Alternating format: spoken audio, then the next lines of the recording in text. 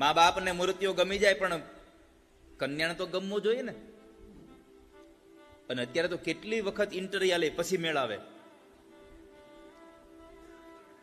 અને આટલા ઇન્ટરવ્યુ લીધા હોય તો કઈ નોખું થાય નક્કી નહીં,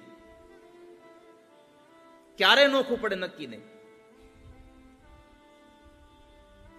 આટલી કમથી વાતમાં નોખું પડી જાય. ગામનું નામ નહીં દઉં, સત્ય ઘટનાનો પ્રસંગ છે. સગાઈ પછી છોકરો અને છોકરી બે ફરવા ગયા.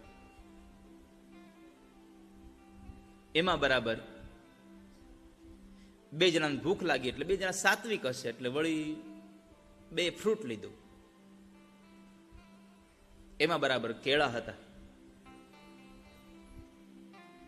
એક છોકરીના હાથમાં એક છોકરાના હાથમાં.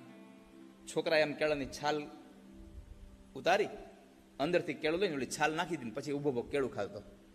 બે ફરીને ઘરે વયા ગયા, અને ઘરે જઈને પછી છોકરીએ ફોન કરાવડાવ્યો ઘરેથી કે તમારો સામાન લઈ જાજો, તમને કેળું કેમ ખાવું એ નથી આવડતું.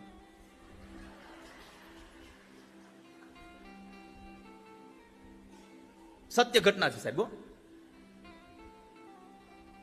નામ ન દેવાય એટલા માટે થઈને, બાકી આ સત્ય ઘટના છે. બોલો.